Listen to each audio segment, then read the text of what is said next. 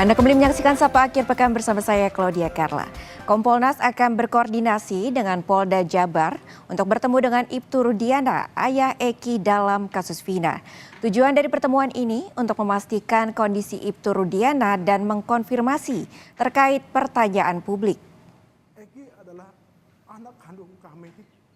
Yusuf Warshim, anggota Kompolnas RI, mengatakan akan melakukan pertemuan dengan Ibtu Rudiana dalam waktu dekat untuk mengkonfirmasi beberapa hal yang beredar di publik agar informasi yang tersampaikan tidak hanya sepihak.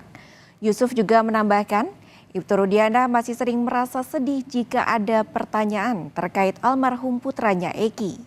Eki adalah anak kandung kami yang mana menjadi korban daripada kelompok-kelompok Jabar, Propam, ya kita berkoordinasi sekiranya bisa Kompolnas bertemu ya apakah itu di Polda ataupun di Cirebon.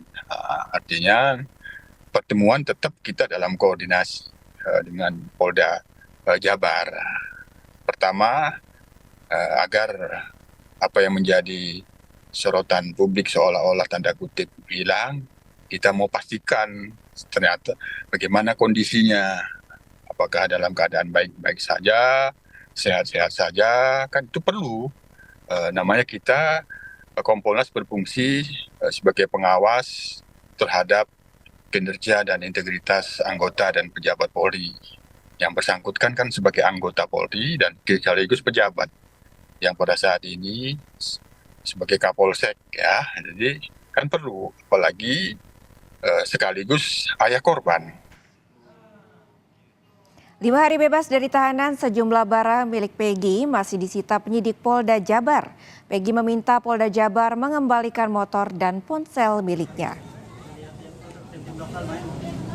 Menurut Peggy, ponsel yang masih disita Polda Jabar merupakan telepon genggam yang terhubung dengan aplikasi media sosialnya seperti Facebook dan Instagram. Selain itu, motor miliknya disita polisi sejak 8 tahun silam dan belum dikembalikan. Maka menyusul statusnya yang telah bebas dari tersangka dan perkara, barang-barang pribadinya diharapkan sudah tidak lagi disita sebagai barang bukti dan bisa dikembalikan kepada dirinya.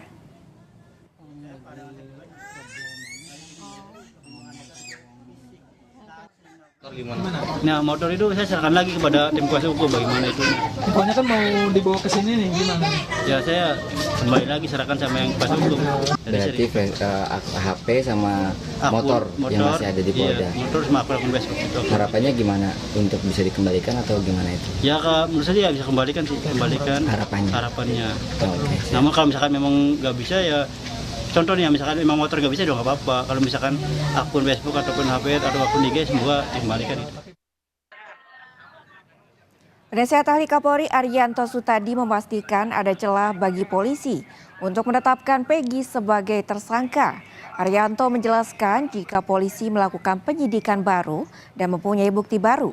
Sementara kuasa hukum terpidana kasus Vina Oto Hasibuan meminta polisi tidak tergesa-gesa melakukan penyidikan kembali di kasus Vina. Oto menilai penyidikan Polda Jabar harus menunggu hasil putusan PK yang akan diajukan oleh para terpidana. Ya itu kan hanya di SP3 penyidikannya, sedangkan di sini hanya dinyatakan batalnya adalah karena kesalahan tangkap kan gitu kan.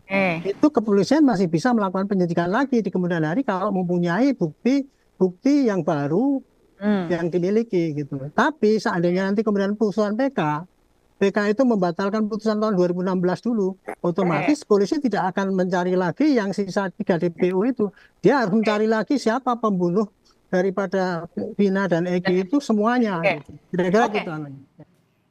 Belum sepekan Peggy Setiawan menghirup udara bebas, polemik kebebasan Peggy coba diusik setelah kuasa hukum keluarga Vina, Hotman Paris, menyebut Peggy belum bebas dari pokok perkara. Sementara kuasa hukum Peggy memastikan bebasnya Peggy dari perkara pembunuhan Vina Eki sudah terkunci dalam amar putusan pra-peradilan.